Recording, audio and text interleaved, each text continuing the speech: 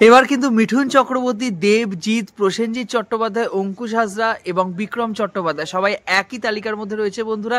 এবং তার সাথে আপনারা কিন্তু নিজে প্রিয় পরিচালক, প্রিয় সঙ্গীত পরিচালক, সহ অভিনেতা থেকে সহ অভিনেত্রী এবং অন্যান্য যে সমস্ত ডিপার্টমেন্ট রয়েছে সিনেমার ক্ষেত্রে 2024-এ যে সমস্ত ছবি মুক্তি পেয়েছে সেখানে কিন্তু নিজেরা ভোট দিয়ে নমিনেশন থেকে তাদেরকে অবশ্যই মূল মঞ্চে নিয়ে যেতে পারেন বন্ধুরা। নমস্কার বন্ধুরা, সারা টকিজে আপনাদের সকলকে স্বাগত। আমি আকাশা এবং সকালবেলা একটা দারুণ খবর পেয়েছি। অর্ণব ভৌমিকের পোস্ট থেকে মোটামুটি জানতে পারলাম আমি যে আনন্দলোক পুরস্কার 2025 তারা কিন্তু দর্শকদের পছন্দ অনুযায়ী কিন্তু এবারে সেরা অভিনেতা, সেরা অভিনেত্রী, সেরা ওটিটির পরিচালক, ওটিটির অভিনেতা বা সঙ্গীত পরিচালক, নতুন যারা ডেবিউ করছেন তাদের মধ্যে থেকে বেস্ট মুখ কিন্তু তারা দর্শকদের পছন্দ অনুযায়ী বেছে নিতে চলেছেন।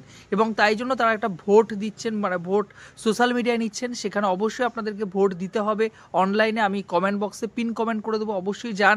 সেখানে আপনি মিঠুন চক্রবর্তীকে সন্তানের জন্য বেছে নেবেন, নাকি দেবদাকে খাদানের জন্য বেছে নেবেন, প্রসেনজিৎ চট্টোপাধ্যায়কে অযোগ্যের জন্য বেছে নেবেন, জিতকে বুমেরাঙের জন্য বেছে নেবেন, মেয়েদের মানে ফিমেলের মধ্যে রুক্মিণী মৈত্র রয়েছে, অপরাজিতা আড্ড রয়েছে, শুভশ্রী সহ অভিনেত্রীর ভূমিকায় রয়েছে এবং বেস্ট অভিনেত্রী বাবলির জন্য রয়েছে, শিবপ্রসাদ মুখোপাধ্যায় রয়েছে বহুরূপীর জন্য, সেরা গানে সেই গানটা মানে বহুরূপীর বিখ্যাত গান রাখা হয়েছে। সঙ্গীত পরিচালকে আমরা জিৎ গাঙ্গুলিকে দেখতে পাচ্ছি সন্তানের গানের জন্য। তো প্রচুর নমিনেশন রাখা হয়েছে এবং সব থেকে বড় কথা এই নমিনেশনে এবারে কিন্তু মিঠুন চক্রবর্তী রয়েছেন। আমরা প্রতিবার একটা কথা বলি যে মিঠুনদা নেই, মিঠুনদার ছবি কেন নেই। দেখুন, শাস্ত্রী কিন্তু ভালো ছবি ছিল, শাস্ত্রী কিন্তু কোনো নমিনেশন পায়নি। এসবিএফ যেহেতু একটা বড় প্রোডাকশন হাউস এবং এসবিএফ এর ছবি বলে কিন্তু আজকে মিঠুনদার ছবি প্রত্যেকটা তালিকায় নমিনেশন পেয়েছে, এটা বড় কথা। দেখুন, আজকে দেবদার খাদান পাবে, এটা স্বাভাবিক বিষয়।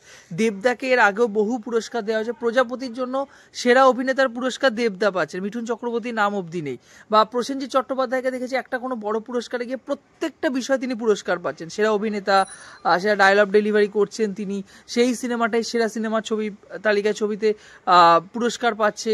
সেরা পরিচালক সেই অভিনেতাকে দেওয়া, সেই সিনেমার জন্য পরিচালককে দেওয়া হচ্ছে। তো একজনকে সমস্ত পুরস্কার দিয়ে দেওয়ার যে একটা প্রথা রয়েছে টলিউডে, আমার মনে হয় আনন্দলোক কিন্তু সেই বিষয়টাকে ভাঙতে চলেছে। এর আগেও তারা করেছে এবং আমার মনে হয় যে দর্শকদের পছন্দ এই ব্যাপারটাকে রাখা উচিত এবং দর্শকরাই ঠিক করবেন তাদের নিরিখে ভালো অভিনেতা বা অভিনেত্রী কে গত বছরে। যাই হোক, আমি অবভিয়াসলি ভোট দিয়ে দিয়েছি আমার পছন্দের অভিনেতা অভিনেত্রীকে, পছন্দের সিনেমা, পছন্দের সহ অভিনেতা অভিনেত্রী, ওটিটির প্রিয় মুখ, সমস্ত কিছুকে আমি ভোট দিয়েছি। আমি অবভিয়াসলি আপনাদের বলবো আপনারা ভোট দিন। এবং যেটা বলার যে বেস্ট সিনেমা, সেরা সিনেমাতেও কিন্তু অবভিয়াসলি সন্তান রয়েছে, দেবদার মেবি খাদানও রয়েছে, বহুরূপীকে রাখা হয়েছে, অযোগ্য রয়েছে এবং অন্যান্য যে সমস্ত তালিকা দেখলাম বড় বড় শিল্পী, ভালো ভালো শিল্পীদেরকে কিন্তু মেনলি নমিনেশন করা হয়েছে। এবং সব থেকে বড় কথা যে সন্তান কিন্তু প্রায় প্রত্যেকটা বিভাগে নমিনেশন পেয়েছে।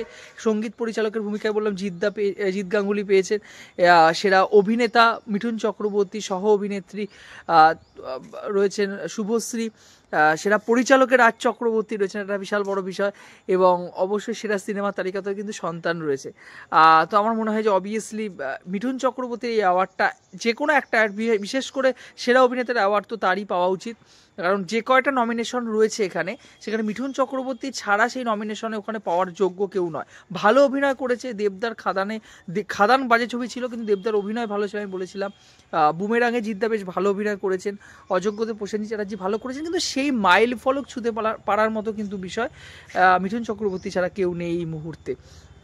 দেখা যাক ক্রিটিক্স বা দর্শকদের পছন্দটাই শেষ কথা বলবে। এবং অবভিয়াসলি আমি মনে করি যে দর্শকরাই কিন্তু জনগণ যে রায় দেন, জনগণের রায় কিন্তু মাথা পেতে নিতে হয় সবসময়। যাই হোক, আপনাদের কি মতামত অবশ্যই কমেন্ট বক্সে জানান। তাড়াতাড়ি গিয়ে ভোটটা দিন, অন্তত ভোটটা কিন্তু খুব গুরুত্বপূর্ণ। এবং রেজাল্ট যেদিন পুরস্কার বিতরণী অনুষ্ঠান হবে এবং যেদিন মঞ্চে কাকে কাকে পুরস্কার দেওয়া হলো সেই তালিকাও কিন্তু আমি তুলে দেবো আপনাদের সামনে। ভালো থাকবেন বন্ধুরা, সুস্থ থাকবেন, বাই বাই।